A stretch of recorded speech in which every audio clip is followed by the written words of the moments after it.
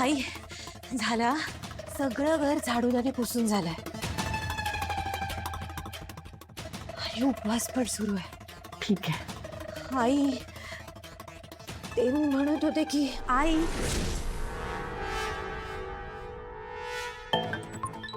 हे घ्या, तुमच्यासाठी गरमागरम वडे केलेत. घ्या, खाऊन घ्या. तनया, तू काय म्हणत होतीस ग?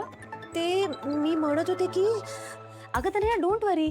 तू म्हणालीस तसं माई दादांना लगेच सांगितलं मी, आणि त्यांनी घराभोवतीची सगळी जागा व्यवस्थित साफ करून घेतली. माळी दादा अगं, लोटांगण घालायला असं काय करतेस? विसरलीस? आई, तुमची ही धाकटी सुना ना हल्ली विसरबोळी झाली बरं.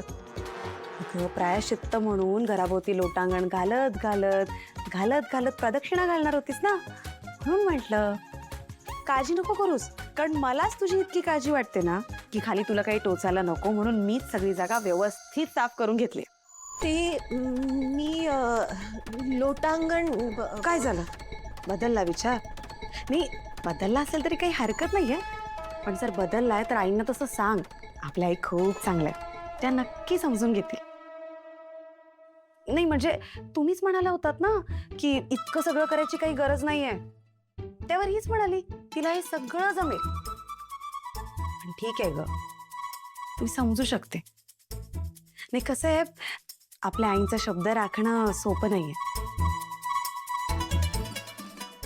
आणि ते सगळ्यांनाच जमेल असंही नाहीये. अहो, बरोबर नाही? तनया, आई नाही, मी घालणार आहे लोटांगण. म्हणजे काय कसं ते माहित नाही, पण मी घालणार आहे लोटांगण. बघा तुम्ही. बरं आई, आलेस मी बाहेरच आहे, आणि अजून वडे हवे असतील ना तर सांगा, मला आणते मी. खाऊन घ्या बरं, एकदम चविष्ट झालेत.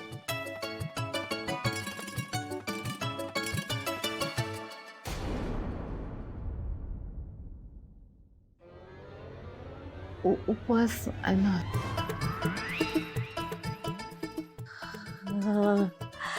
उपवास सुरू आहे. मी घालते लोटांगण.